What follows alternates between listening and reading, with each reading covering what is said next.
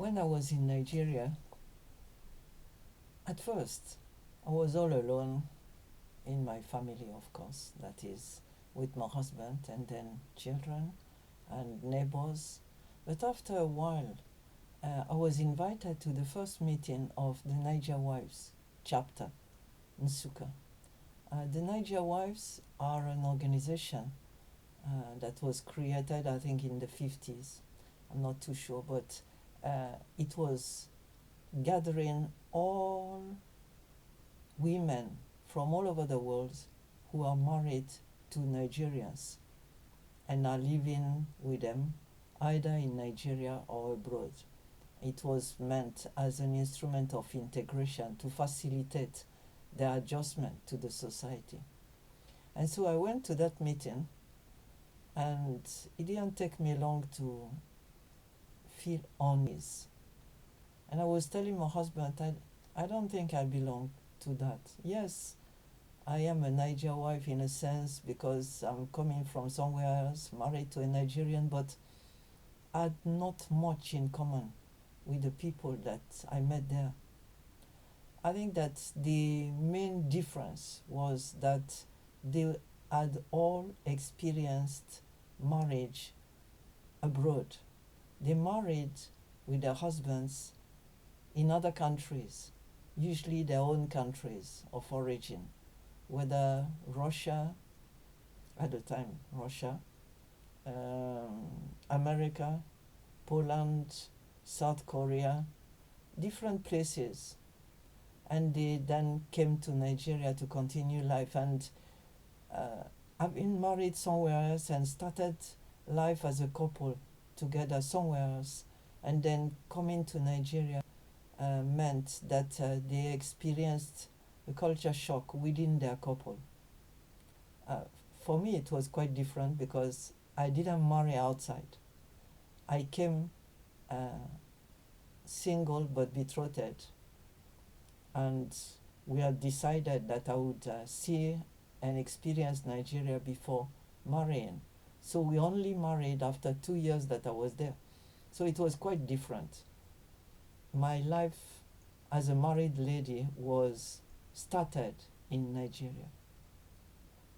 The second difference I experienced was that I didn't spend time thinking back about my life before or my country of origin.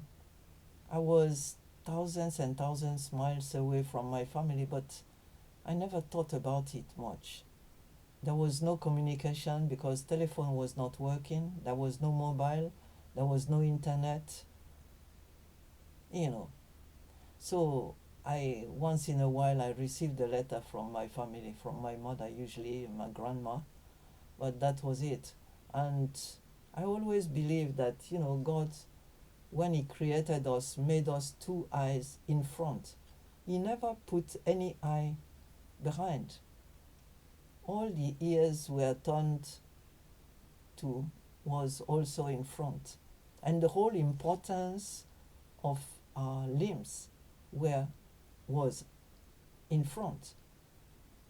Our hands, our arms, grabbing what was in front. The back is just the back. And so throughout my life, even today, I never like to reminisce much about the past. I remember it with joy, but I never stop and thinking and longing, because that would make me probably very miserable. Because I loved France a lot before I left it. I loved not only people, but I loved the land itself. Like a creature of flesh. And so, well, and then Nigeria, it's like I lived all my life there, the whole of my career. What's the point looking back? Let me try and adjust and continue being useful where I am.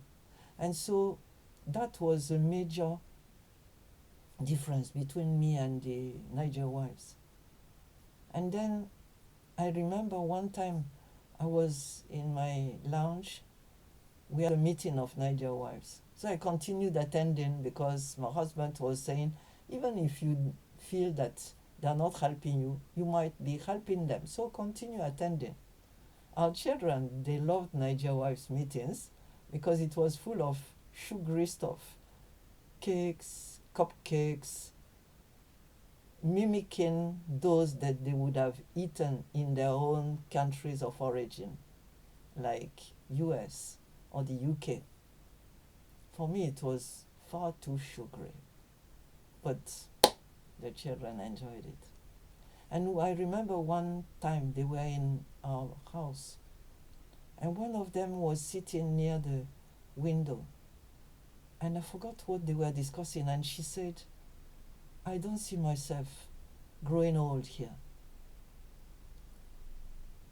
I was arrested by that statement. I lost track of the discussion. I was just mulling, thinking, how can she say such a thing? Because for me, I was there to stay. I never imagined at the time that I would ever leave Nigeria. I just wanted to stay there till the end of my life, although it didn't happen.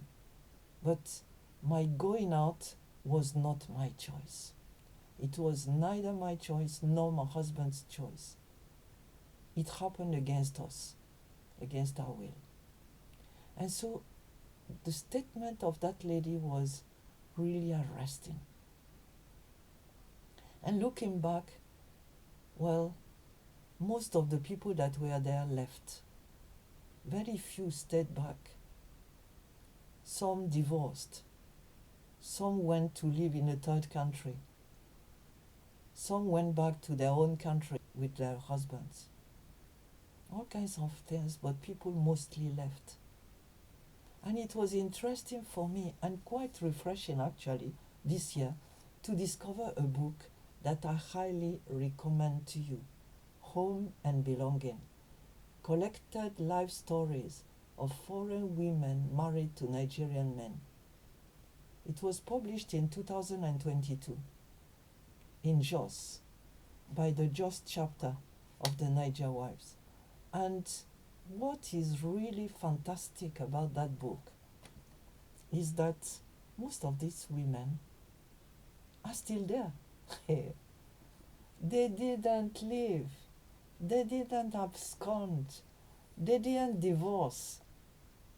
Some of them are telling about husbands that died and they are now widows, still in Nigeria. Some did travel out as life happens. But, these are really precious stories. Precious stories about people from all over, from India, from America, from Russia, from Korea, home in Nigeria. And so, be reassured. All of them agreed that Nigeria was a fantastic place to live, in spite of no water, no electricity. We all shared the same stories. And so in one way, we are all the same. Learning a new culture, new languages, adjusting to new ways, but with very, very many different backgrounds.